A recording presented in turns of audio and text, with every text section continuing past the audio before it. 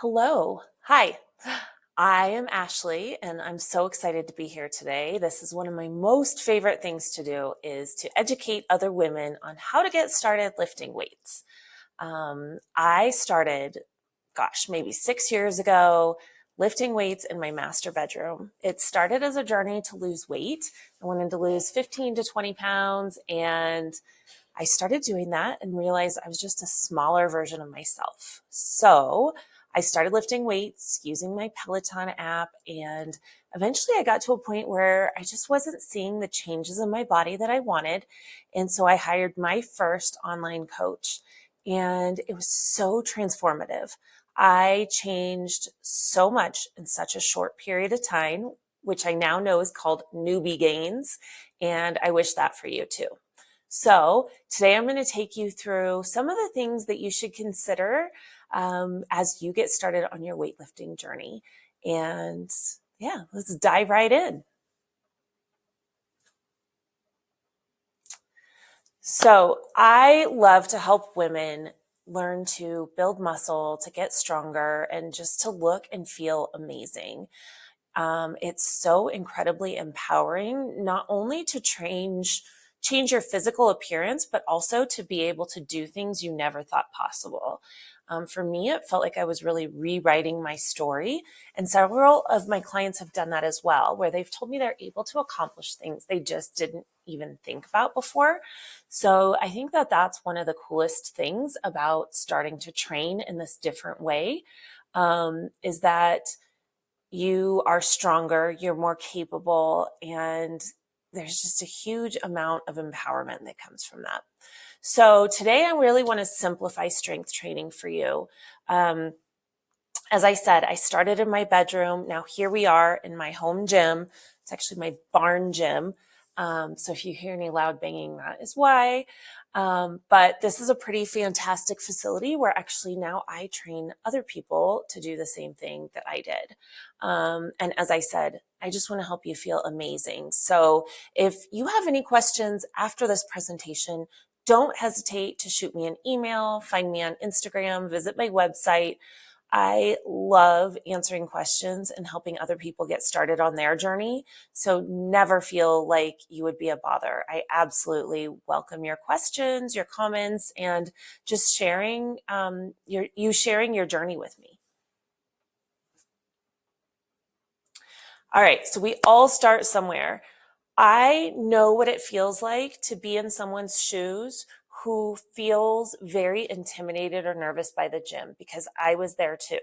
I have to tell you, that's why I started in my master bedroom. I did not want to go into a gym and look like I didn't know what I was doing or look like I was out of shape. I was completely embarrassed. I didn't want to wear leggings around other people. I just wanted to train in the comfort of my own home. And that's actually why I do online coaching, because you can train anywhere, anytime, and learn the basics. And actually, it can carry you throughout your journey for a long, long time to come. So realize everyone starts as a beginner. If you go into a public gym, everyone was in your shoes at one point. No one started as a baby coming out of the womb lifting weights. Everyone started somewhere. Also, gym goers are not focused on you. They are worried about themselves and what they are doing in the gym. They are concerned with how they look. They are concerned with how they perform. They are concerned with getting the machine or the weights that they are waiting for. They are not paying attention to you.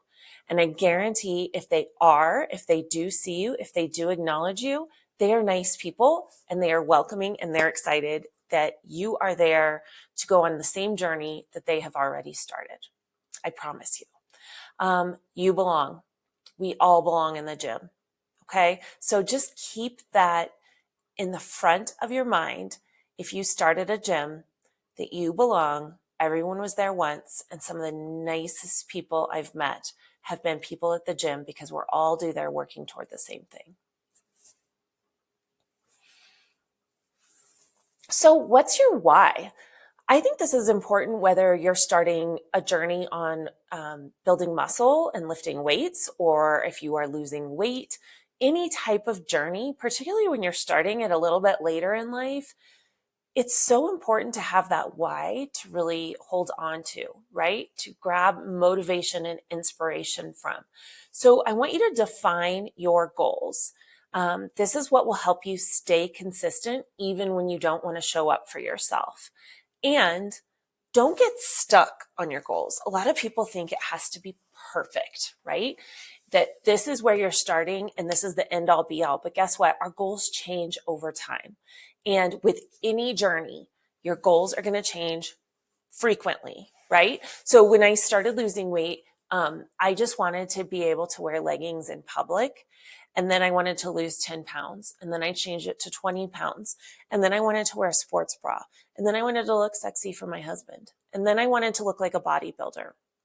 And then I wanted to climb a mountain and I wanted to do a bike race. And I wanted to learn to just eat intuitively and forget about some of the other tools that I had learned because I really wanted to internalize everything and work on it on my own for myself.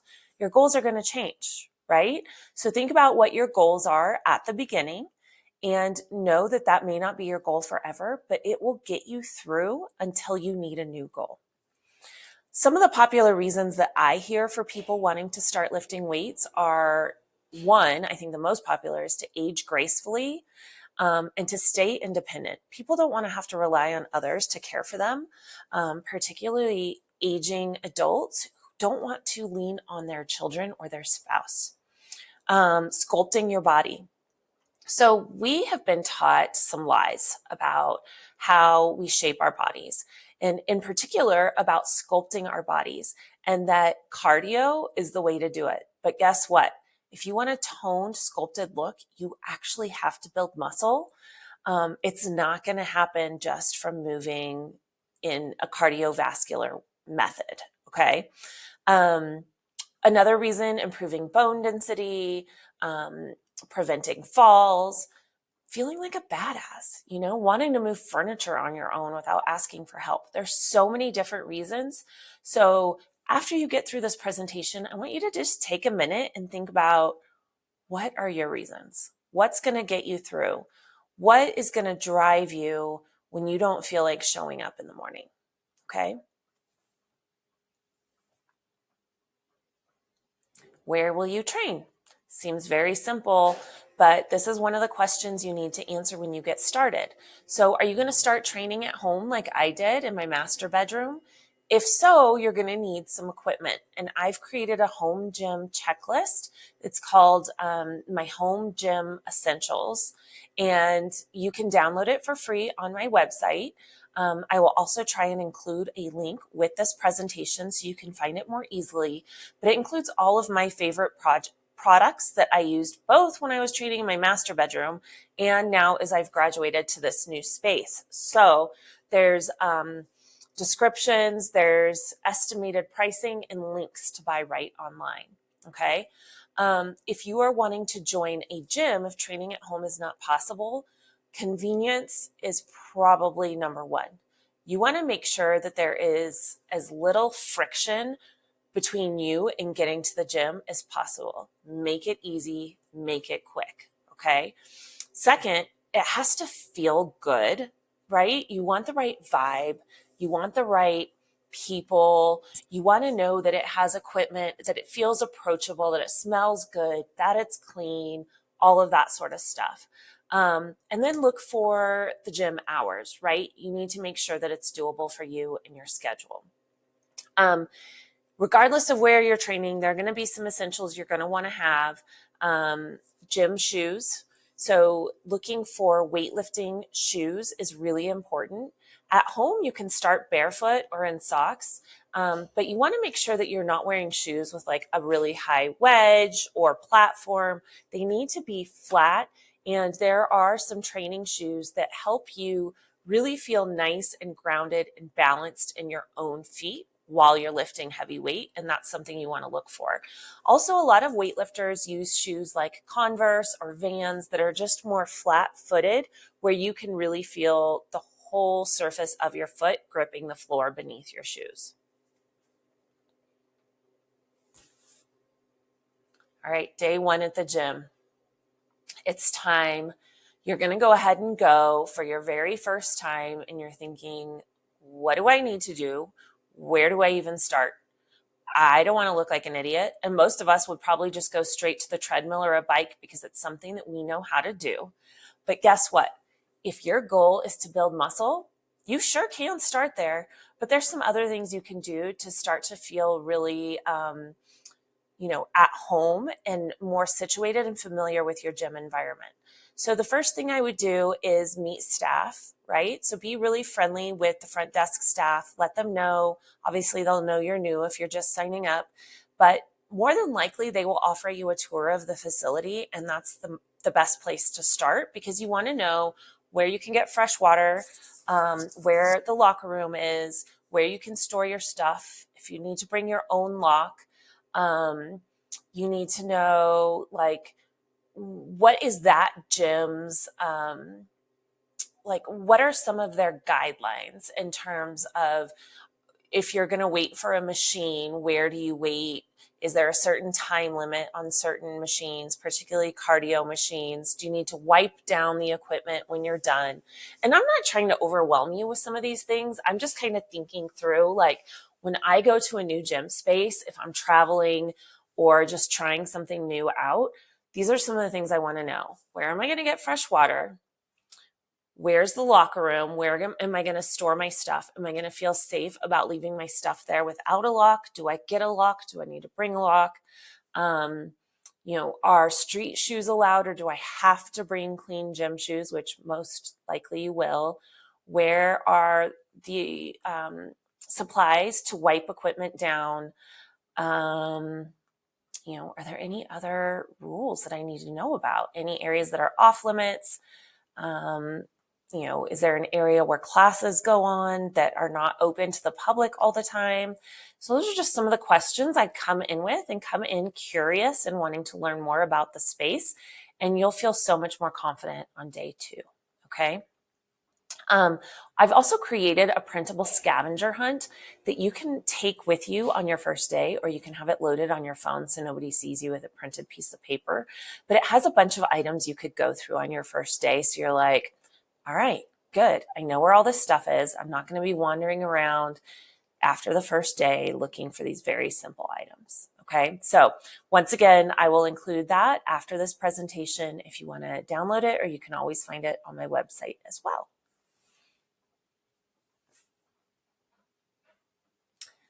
Okay, one of the things I get asked a lot is where to start. How heavy do I lift?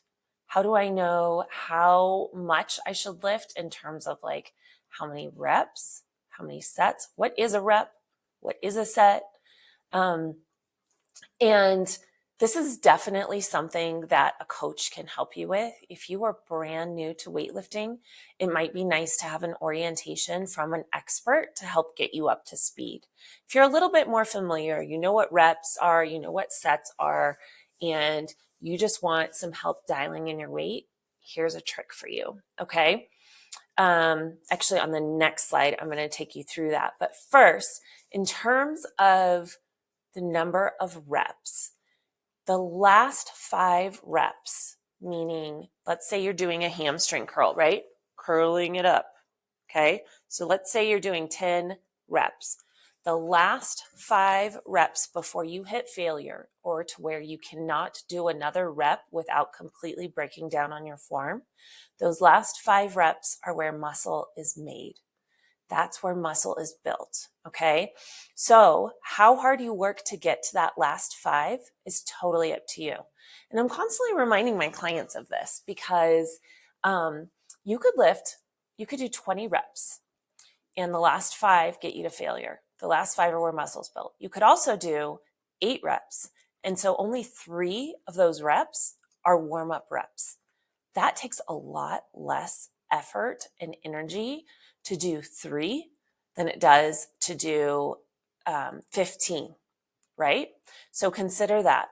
Now, as a beginner, you're not going to be training to failure all the time. You're just going to be figuring it out. You're going to be dialing in your form. But that's something I want you to keep with you over time, is that getting close to failure is what's going to build muscle.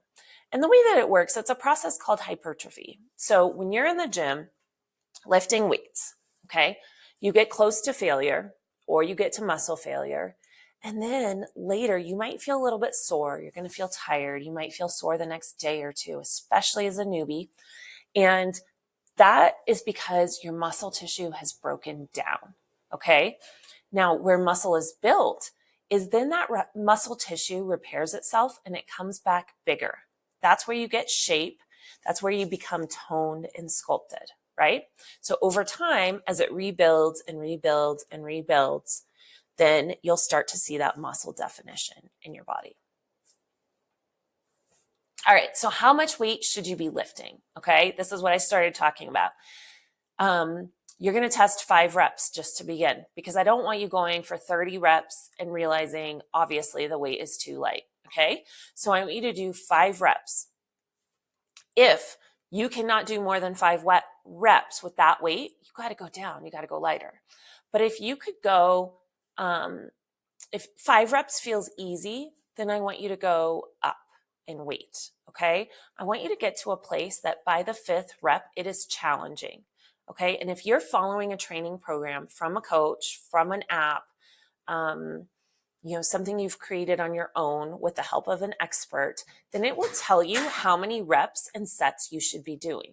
Okay, so I want to make sure that it's challenging enough to get to that number of reps, but not so challenging that you fall, not so challenging you fall short, not so easy that you can quickly surpass, right? There's going to be a sweet spot. And that's where working with a coach will come in super handy. There are also experts at the gym. A lot of gyms will even offer one training session or one orientation for free to help you figure all that stuff out and dial it in on their equipment specifically.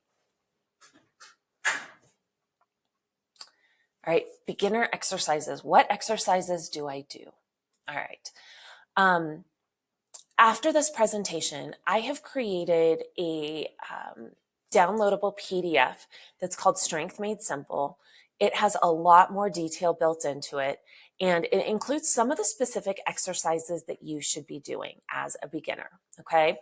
So start with body weight, things that we all know to do: push-ups, pull-ups, sit-ups. I don't want to lie to you. I'm not suggesting you go in and do a pull-up right off the bat. That's pretty challenging for most women even women who train consistently, okay? But working on a push-up or a sit-up is a great place to start, okay? You don't have heavy weight over your head, over your body, with the risk of being injured. So one of the other rules of thumb is look for exercises that offer stability. And stability can be found through contact with furniture. I'm sitting on a bench here, which you can't see, through touching a wall, through, being on the floor. So the more contact you have with something stable, the more stability you'll have. Think about machines in a gym. If you go and sit and do a leg extension, you're seated. So your bottom and your back and the bottom of your legs are all touching something. That is going to be very stable and just work the intended muscle group.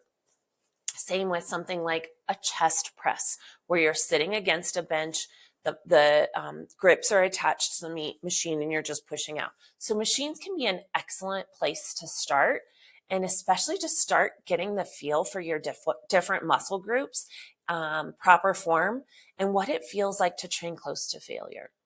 Another great tool is resistance bands. I have a ton of resistance bands. I have short resistance bands, booty bands that kind of go around your legs, and then also the really long looped bands, and some bands that have a handle on the end. All of them work for different exercises, and there's so many YouTube videos on how to utilize each of them. So I definitely encourage you to check out YouTube, to do a search for whatever band you have. And there are even like full resistance band workouts on YouTube that you can find and try them at home before you even set foot into a gym.